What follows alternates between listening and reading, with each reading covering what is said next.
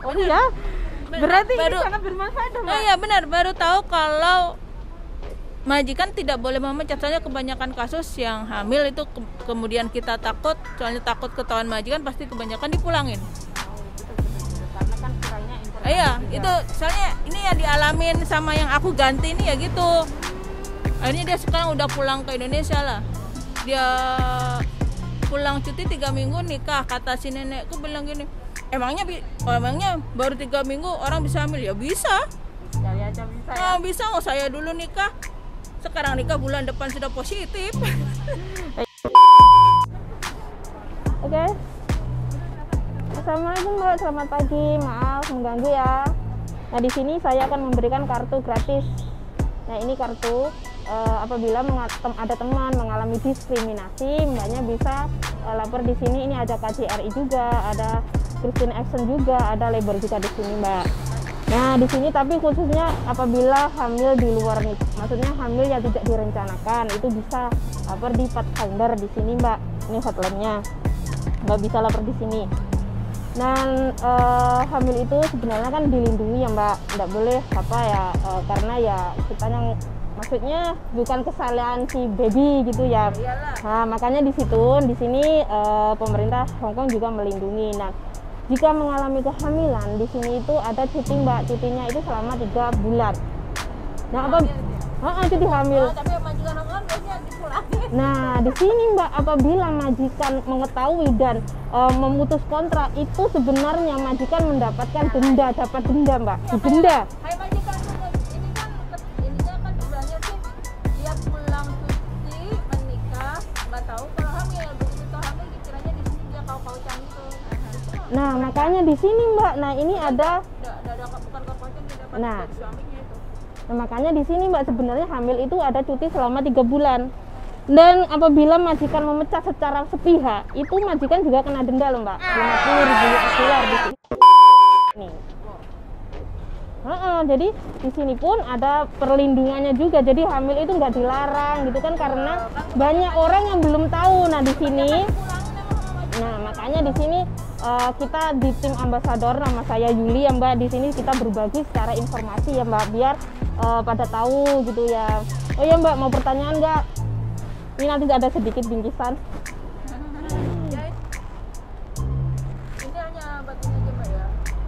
Nah apabila nih ada temen lah atau kitanya kan ada temen, ada masalah tuh. Ini Mbak ya, sering ini biasanya anak yang baru-baru datang. Kadang majikannya tuh ada yang baik, ada yang tidak. Aku pernah ngalamin di Mokong itu ditidurin di kamar mandi. Wah, terus Akhirnya dia kan bilang kok dada aku sakit.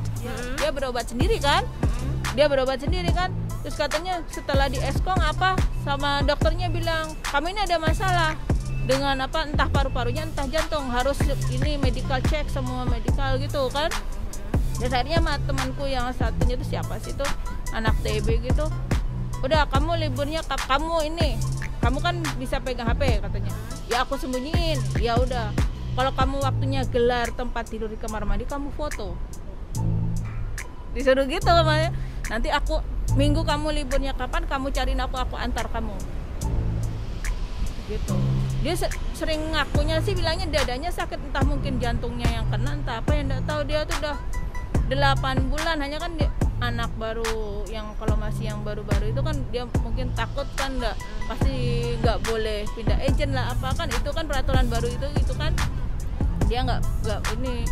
Terus kamu emang nggak lapor ke agentmu, tapi emang agent kan kebanyakannya kan nggak inilah, kebanyakannya lah sudah bukan rahasia lagi, biasanya tuh nggak respect lah dengan aduan kita itu kan 1001 agent yang baik lah, 1000 ya kan 1001 lah agent yang mau care sama ininya kan 1001.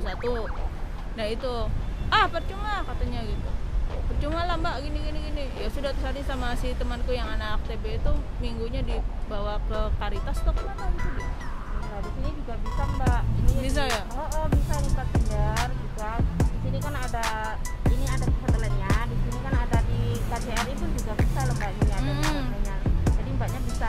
Ini juga nggak cuma Indonesia, juga ada Filipina, ada juga dari Nepal gitu. Ya nanti kalau biasanya tuh kalau ketemu sama anak baru-baru itu Mbak biasanya suka banyak. Kadang ya kalau alhamdulillah kalau mereka dapat majikan baik ya alhamdulillah. Kadang kebanyakannya dapat yang dipikirnya nggak berpengalaman, apa orang sini kan ya 1001 lah majikan yang inilah. Ya, makanya di sini Mbaknya ada informasi nanti bisa berbagi-bagi ke teman-teman yang lain gitu ya Mbak. Nanti kalau ketemu ini aku bawa ke sini lah.